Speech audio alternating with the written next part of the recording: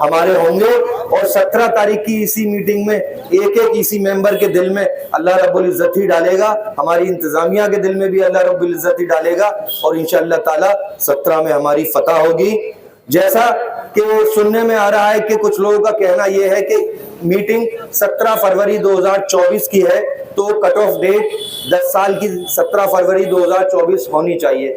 लेकिन एचपीसी ने जो रिपोर्ट दी थी वो 2021 और 2023 की दी थी।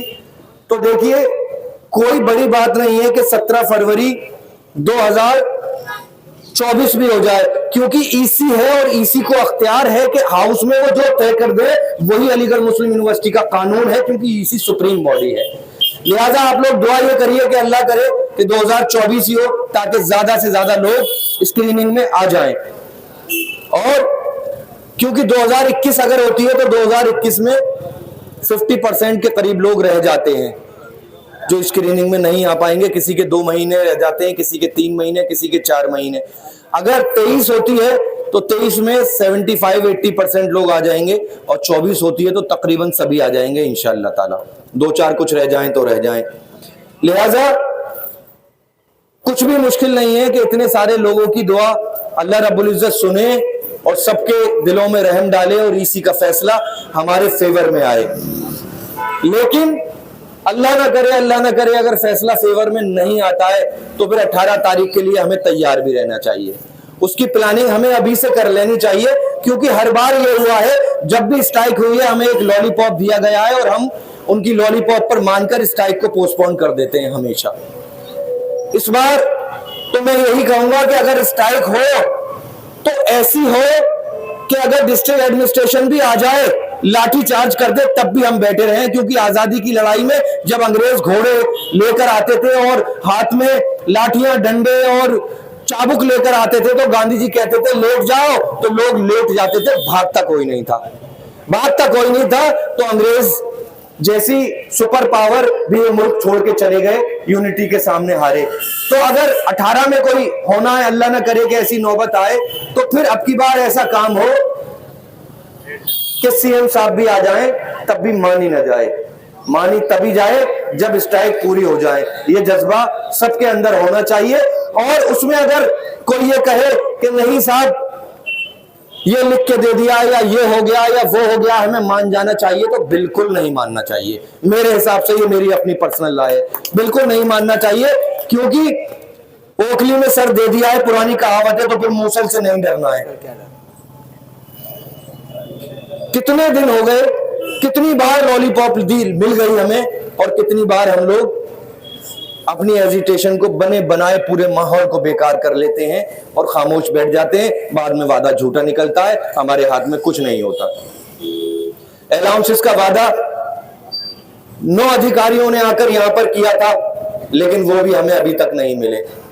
तो मैं तो आप सबसे यही कहूंगा कि दुआ करें ज्यादा से ज्यादा कि अल्लाह रब्बुल इज्जत अपने करम से 17 में हमारे मसले को हल करा दे। 1% अगर कोई ऊंच नीच हो 17 में, तो फिर आंदोलन हो तो ऐसा हो जो सारी दुनिया मिसाल दे कि अलीगढ़ मुस्लिम यूनिवर्सिटी वालों ने आंदोलन किया है, तो अब ऐसा किया है कि अपनी सारी डिमांड पूरी करा कर ही उठे, तब तो फायदा है। वरना यहां हम 100 दिन हो गए, 200 दिन भी बैठे रहेंगे तो कुछ नहीं होने का है। कुछ ना कुछ सख्त कदम तो उठाना ही पड़ेगा। और आपकी स्ट्राइक को पोस्टपोन कराया गया इस वादे के साथ कि 17 में आपके मसाइल को हल कर दिया जाएगा। अल्लाह करे ये वादा सच्चा हो, अल्लाह करे कि 17 में सारे काम हो जाएं। क्योंकि साथियों काम इतना बड़ा नहीं है जितना बड़ा कर दिया गया। मैं तो ये मानता हूं, अमजद भाई मेरे पास खड़े हैं, अगर मैं कोई काम इनको देता हूं और अगर ये उस काम को बिगाड़ देते हैं, तो अगर इनसे बिगड़ाए काम तो संभालेंगे भी तो यही, या सिर्फ बिगाड़ेंगे। तो मेरा मानना यही है कि इंतजामिया से अगर कुछ भूल चूक में बिगड़ा है तो वक्त रहते उसको संभाल ले। क्योंकि हम भी अलीगढ़ मुस्लिम यूनिवर्सिटी के लोग हैं, इस यूनिवर्सिटी से अपनी जान से ज्यादा मोहब्बत करते हैं। हमारे साथ ऐसा रवैया ना किया अपनाया जाए, इस तरह हमारे साथ बर्ताव न किया जाए कि 31 मार्च के बाद हमसे कहा जाए कि भैया आप कल से मत आइएगा। क्या 10 साल से, 20 साल से, 30 साल से हम लोग दिलो जान से इसलिए नौकरी कर रहे हैं कि अचानक हमसे कह दिया जाए 20 साल बाद हो, 30 साल बाद हो, 10 साल बाद कि भाई आप कल से मत आना? इस तरह तो जो फैक्ट्री में काम करते मजदूर हैं उनसे भी नहीं कहा जाता, इस तरह तो उनके साथ भी नहीं किया जाता जिस तरह हमारे साथ हो गया है। अल्लाह ने चाहा, मुझे अल्लाह की जात से पूरी उम्मीद है कि इंशाअल्लाह ताला अल्लाह की मदद आएगी, 17 में सारे मसले मसाइल हल हो जाएंगे। लेकिन मेरा मशवरा यह है कि धरने को फिर भी कंटिन्यू रखा जाए जब तक के सारे काम ना हो जाए, क्योंकि जो ठंड के दिन थे, कोहरे के दिन थे, बर्फीली ठंड थी, वो तो सब गुजर गए। अब तो मौसम सही हो गया है, लिहाजा धरने को कंटिन्यू रखा जाए।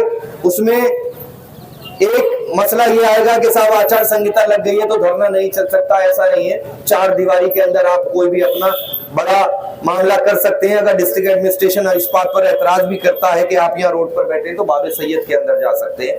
बाबे सैयद के अंदर कोई मसला नहीं है, कोई मामला नहीं है। इसलिए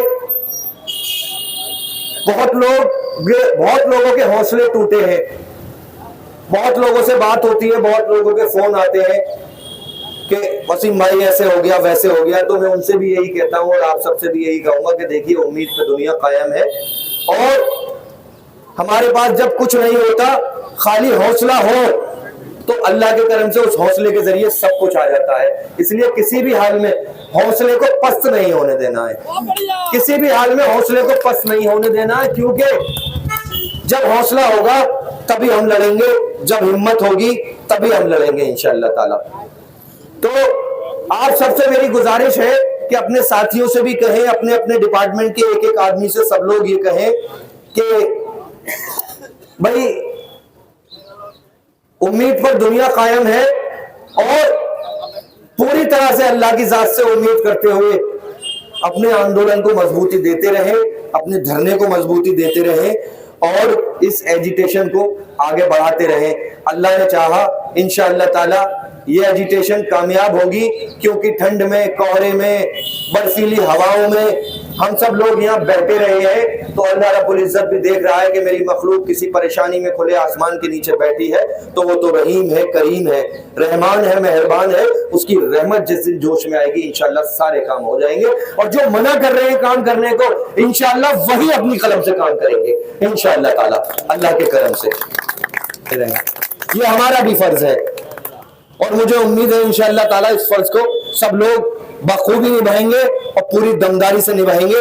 और एक बात और मैं आपसे कह देना चाहता हूं साथियों कि ये समझिए कि नॉन टीचिंग एक तरह से अजान हो गई।